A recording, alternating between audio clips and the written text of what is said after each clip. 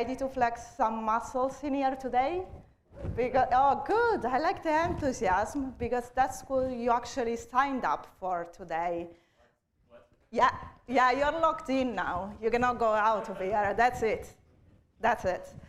But I will actually need some help from someone to demonstrate some of the exercises. So is there any volunteer?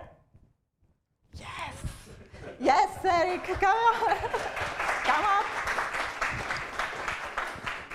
Come up. So yeah, I'll need your help to actually demonstrate some of the exercises that I'm going to be mentioning during my talk. Okay. So let's do that. Let's start with the first one. Okay. All right. This is the classic, the Bulgarian split squats. So this one you have to put a foot up on some kind of a surface. Yeah, do it with that. And then you need some kind of weight, and then you stay balanced. This one's a killer. It's a I don't think killer. you can do more than 2 or 3. Exactly. Yeah. Maybe. With how much weight, though? I don't know, 50 kilos? Yeah, cool. Okay, cool. All right, so this is the first one, and then we got another one. Oh no, the burpee. Everyone loves it, right? Are they doing it? Yeah, go for it. Here you go.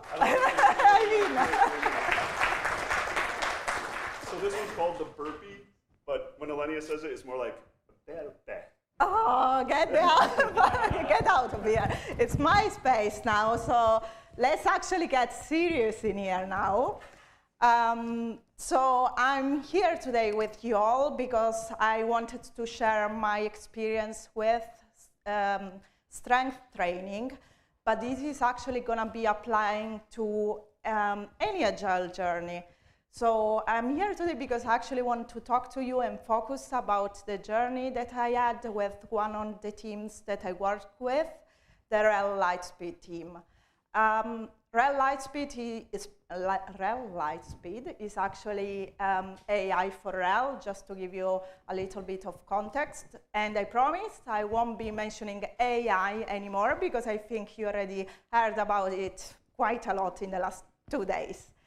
But I would like that you walk out of this room thinking further about certain topics and certain things that I'm going to be discussing. So this is more like a motivational, inspirational talk than anything else. So I won't be talking just about Agile, and I won't be talking just about working out in here, but it's more about what is going to happen when you actually take things one step, one rep, one sprint at a time. I'm going to be treating the journey of the RHEL Lightspeed team like a transformation with strength training. So if there is one thing that you'll need to remember today and walk out of this room with, so the main takeaway here is that progress comes from showing up consistently, even when it's uncomfortable. So let me bring you back more than 5 years ago with me when I actually stepped into a gym for the second time in my life, and I was like, great, I'm going to start again, all over again here. So I walked in there and I thought, how hard can this be, right? I walked nearby the dumbbells, I grabbed the heaviest dumbbells I could find for myself, and guess what? No way. I almost dislocated my shoulders. So that's, I would say now, classic beginner move, right? But fast forward more than 5 years, I actually learned how to train properly, and I perfected my form. So when my... That's not me, by the way. So when my coach organized a strength challenge with more than 100 people competing in it, I said, I'm going to sign up. Great. I didn't know I would end up in this world of competing and racing, to be fair, but I was like, I'm up for the challenge, let's do it. But honestly, the real win during those 2 months, it wasn't about a prize. It was about something bigger. It was about discipline, focus, and confidence. That's all I learned in those 2 months. And my fitness journey reminded me a lot of the RHEL Lightspeed team. So when I started working with them and my manager told me, oh, you have this possibility of working with this team, when I heard the name, I was like, yeah, that's it, that's me. I'm gonna take this one just for the name. But let me sum it up with RHEL Lightspeed, a fast in name and skeptical in spirit. They were as skeptical of Scrum as I once would have been of Bulgarian split squads, or maybe I still am. And when I brought up Scrum, the reaction was actually less than enthusiastic. So it was like I would ask them to debug with the eye closed, or let's say that the word ceremony or sprint events didn't land. It was like saying burpees during a lunch break. I was like that. All right, so but here we are. Agile is not about doing everything on day one. It's actually about structure, consistency, and feedback. And we didn't start heavy with the team. We started actually with form, just like you would do at the gym. So we started with our foundation, and we focused on the foundation. So when I first joined the team, they were understandably wary of more process, and Scrum felt like extra stuff. So instead of forcing it, we actually phased things in one by one: planning, refinement, estimation, and so on. So starting small. But our first planning session, it was quiet, almost too quiet. It wasn't total chaos, but it wasn't great either. But you know, we worked on it sprint by sprint. We actually improved. And I was basically telling them to start with the basics, just like a personal trainer would do with your squat form before letting you near a barbell, right? Same thing. So one thing that I actually heard a lot early on, was, we don't have time for all those meetings. Did you ever hear that? Okay. Which honestly sounds like a lot. I don't have time to work out. But the truth is, with the help of their engineering manager, we actually cleared the space. People were pulled out of meetings that weren't serving them any longer, and instead their time was repurposed on Scrum events, that they were actually moving the work forward.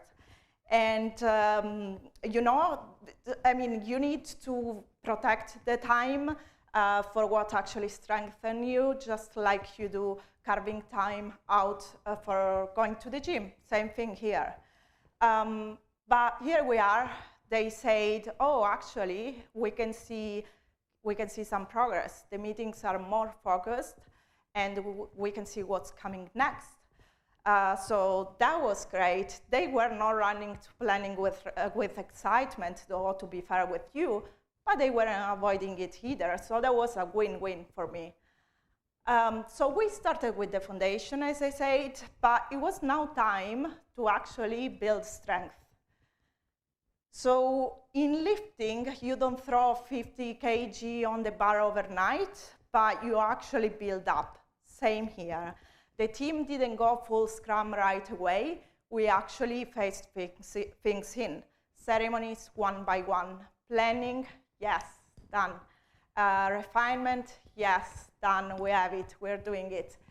Retro, well, it took a while. It took a while before we put that in and they could actually see the value, but that's fine. We phased things in, right? So they actually had the demos on their own without me even saying anything when they saw the value, and that was great. And at that point, I knew that the muscle memory was setting in within the team. Every sprint, they gained more confidence, and small wins like smoother retros or sprint goals as well actually built momentum. So they started believing in the process because they saw the results. And confidence, and let me tell you, actually the confidence doesn't come from the hype, but it comes from preparation and it comes from experience. So you do not improvise at the gym the same way you do not improvise in Agile, but you show up, do the work, and let the results speak for themselves.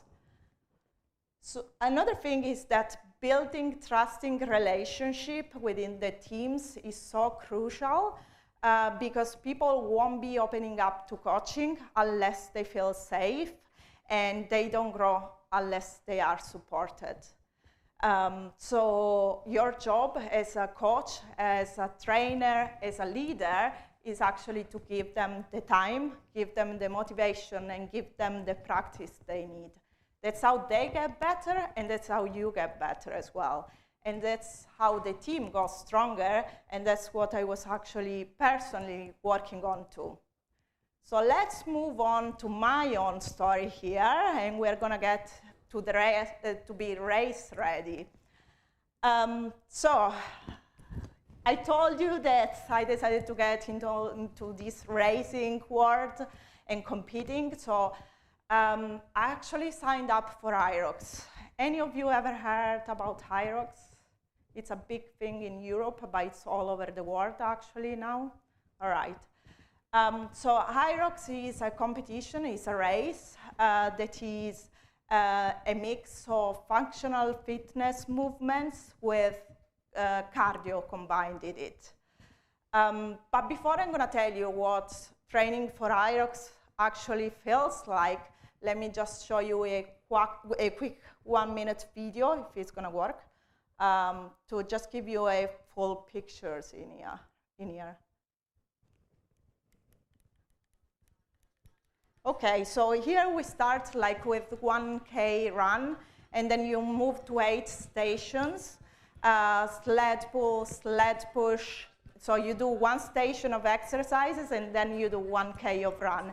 And you go on, here we have the burpees, broad jumps, and then you go on all over, and you basically do not stop, because here the aim is actually to get it in the shortest, to end it in the shortest time possible. So you go through all those 8 stations you just saw, and then you do the last kilometers. You can race in singles, in doubles, there are relay and so on. So just 2 weeks ago, I managed actually to get the tickets for IROX London. That is one of the biggest competitions they have, I believe, all around the world. So it's going to be 4 days of racing with 40,000 athletes competing in there. So it's going to be a big thing, and I had to start training already for it. But one thing I learned about training for IROX is that it's not all about power or brute force. It's actually a lot about strategy. Because especially when you do it in doubles, you actually have to have a strategy with your partner and decide when you're going to switch between exercises. You need to pace together, and you need to actually align under pressure as well together. And you're going to understand why I'm telling you all this, because that's actually what we went through with the RHEL Lightspeed team too. But at the moment, I'm going to 2 classes, IROX Train and IROX Run. IROX Train is something I can deal with because I've been doing lifting for years. So it's just the functional fitness movements with a little bit of cardio in it, so it's fine, I can do that. IROX Run, I'm not a runner, let me tell you, I wasn't. I didn't enjoy running, it was the worst thing, but I actually decided to do it because I wasn't good at it. And now I'm going to this class, and in this class, they basically simulate the exact same pressure you will get on the race day. So it's a 35 to 45 minutes class combining running with incline, less incline, more speed, less speed, and then you jump off from the treadmill to the mat to actually do the functional part of the movements. In those sessions, they push you into something called anaerobic zone, and that means that your heartbeat, your heart rate, reach the 80 to 90% of your limit. So it's like, for me, it felt like I'm dying in here. I cannot deal with it. The first few classes I went to, it's like, this is crazy. I don't know, I should give up maybe, but I didn't. So here, yeah, your body is at its aerobic limit. But what I learned is that you actually, and what they teach you, that you should recover while you are still moving. So I was like, I don't want to run anymore. I'm done in here. And the coach was like, no, you need to keep moving. That's what you signed up for. And it's like, you're actually going to learn to recover while you're still moving. So I had to switch from running to jogging, but not stopping. And that means building endurance. That is not just building endurance physically, but mentally as well. One thing the coaches are going to drill you into your head when you go to those classes is to get comfortable being uncomfortable, because you do not stop running, but you just keep going. And another trick that they teach you is to use actually breath work. So short inhale, long exhale, so that you are going to trick your brain that you are actually resting while your body is still moving. So you need to stay calm, you need to stay steady, and you need to keep moving. Yeah, and so because when you are tired and every part of you want to quit, want to stop, and you are mentally and physically drained, you don't, you just keep going. So you dig in, you focus on your breath, and you push through. Just like we did with the RHEL Lightspeed team when it really mattered. That leads me to the race day pressure. So every athlete knows that the final stretch is when it gets real, and all the preparation builds to one momentum, the race day. So at this point, you trained, you perfected your form, and you practice your breathing. But when the clock starts, it's all about how you show up under pressure.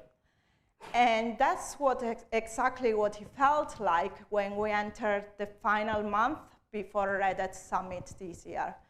I think you are mostly Red Hatters in here, so you know what the Red Hat Summit is. But for us, for Red Hat, it's like the main event for IT professionals coming all together to learn about new technologies, about our new products, and so on. So it's a big deal for us.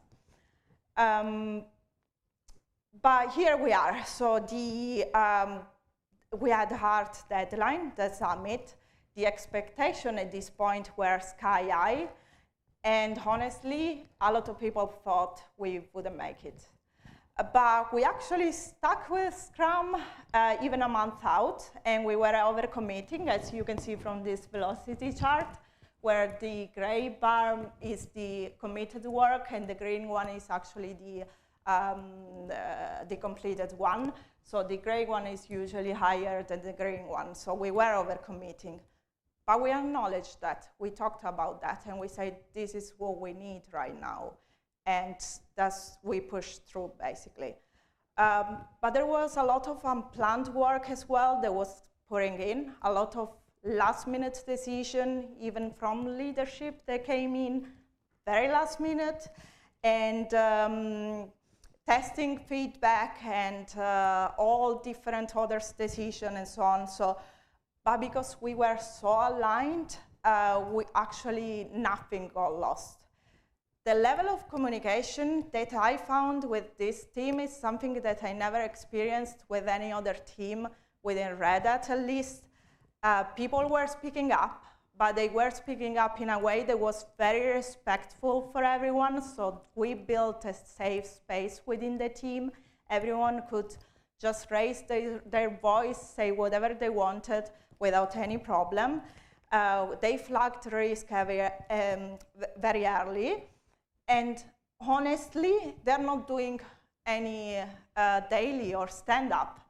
And I never told them that we should put a stand-up in, because why should I tell them if I see that the communication is perfect? Why should I tell them to put a stand-up just for the sake of it? There is the communication. I can go on Slack. I find everything I need. Even if they had like 2 people meeting, taking like some decision, I will find all of that in Slack. So everyone knew what everyone was working on, and all the conversation as well were happening there. So they don't do stand-up. Yeah. But here we are. We actually hit our wall, because a few weeks before the Red Hat Summit, so the launch, we had a major infrastructure issue, and basically nothing was working. RHEL Lightspeed wasn't working. We were like, that's it, we are done just a few weeks before Summit. There is nothing we can actually do in here. There is no Lightspeed. But the team actually didn't stop there, didn't hit pause. They actually tried to think about a workaround. And that meant that workaround that they came up with meant even more work for the team. So at this point, they had so much going on that it became even more. So for a week to 10 days, they actually had to double up their work, and that was crazy. The pressure was very high. But in the meantime, we did escalate the issue, and then it was resolved within 10 days or so, and so we were back on track. But they spent the time to work on this solution anyway, so they spent a lot of time to do something they weren't supposed to, and that puts even more pressure on them. And the week before the Red Hat Summit, it was intense, but the team never stopped. They showed up. They kept doing planning. They basically got to the finish line here. And we went to Summit. They had an amazing presentation. Everyone was happy about RHEL Lightspeed. There was a lot of buzz about it. So they actually did very, very well. And honestly, yeah, I'm so happy as well about how everything went. But let me tell you something. What you do after a race or after the launch, basically, that matters just as much. So that's where they get into their recovery mode to start building long-term strength. So they started slowing down to actually level up their game after Summit. So they did what every good athlete would do at this point. They recovered, they reflected, they recalibrated. And in strength training, we have something called the load week. That means that it's a week when you do lighter training and exercises. You don't go nearby any weights at this point. I personally do yoga or Pilates, those kind of things. And it's going to give the time for the muscles to actually grow and to recover as well.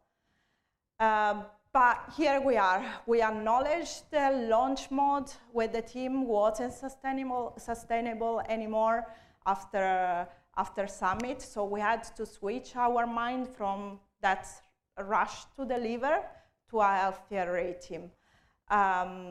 But the adrenaline was so high at that point that it was so difficult for them to actually try to switch from that rush to deliver to a healthier rhythm. They're still working on that, to be fair, and they are still with this buzz that we had from the summit and the launch, and how everything was great, but as well as like all the hours that they actually worked to make things until the end. But let me tell you something, you do not build strength by moving every day, but you build it by knowing when to push and when to rest. So rest here is part of the program as well. I mentioned a few times, I think, that we had retros. The conversation that we had during the retros were very interesting. People were opening up and acknowledging what we were going through. They were sharing their feelings as well in there. So having someone helping them to actually facilitate those sessions and giving them the space to share what they were feeling, what they were going through, helped them a lot. And the team got honest as well about what hadn't worked and what had. They laughed, they shared, they actually owned it, and we discussed about everything, really. But let me tell you something. All the conversation we had in that room, they weren't about blame at all, not even once. They were actually about growth, and that was great. And that's what actually built resilience, the ability to reflect, to adapt, and to keep going, even when transformation is hard, which always is, really. So the team is not perfect, but this shift actually showed the difference between shipping fast once and deliver well consistently. So one of the lessons is that this phase, just like a proper recovery week, wasn't about stepping back, but it was about building, like the start of building long-term strength. And an additional lesson is that strength isn't just physical, it's actually mental as well. So now, mindset over metrics. Could I leave you here without mentioning Jira?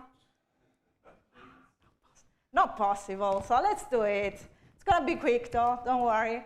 So Agile isn't about rituals or checklists or tools, it's all about mindset. I've been lying if I say the Jira optimization wasn't part of the process in here, because it was. But we made it work for the team and not the other way around. So, we worked on filters, we worked on improving our backlogs, sprint backlogs as well, and we worked on a lot of different automations, and that helped them. But the real shift, it happened when they stopped seeing Agile as a burden and they started seeing like something they could use to actually improve the way they were working. So that was the real shift. And that's kind of like the point of lifting, that is not about the weight, but it's about the strength you gain by doing it right. So Jira basically is not a barbell. It's more like a gym log. It's helpful, but it's not the point here. So it's not about it's not, because at the end of the day, it's not about the tools that you use, but it's about the effort you bring in, it's about the habits you build, and it's about the strength that you actually earn. And here we are with the closing message. So you made it almost at the end. We went through pressure race day as well in here today. So this is what this all came down to. Agile isn't about quick wins or shortcuts. It's about showing up, doing the work, and trusting the process. A lot of people talk about change, but few actually do it. Fewer even stick with it when it gets tough. But if you have the discipline, if you have the focus and the willingness to just be a little bit uncomfortable, you'll come out stronger. And the RHEL Lightspeed team, they may have started slow, but they really lived up to their name when it really counted. So they are not perfect, but they are consistent, and that's what matters. So whether you're leading a team through a transformation or you debating your first retro, doing your first retro, remember that it's not about doing everything at once, but it's about doing the right thing at the right time with the right mindset. Growth doesn't happen when things are easy, but it happens when you actually stretch. So get it done, push through, and you got this. And if today it's a rough day, take a break, take a walk, and remember, even rest day counts. Thank you.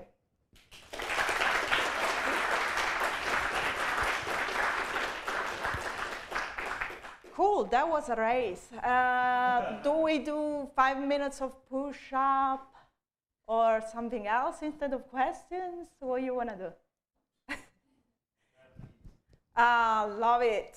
Love it. That's what I'm going to do during the race, actually. I'm going to be on that. Right, any questions? Yeah, Micah.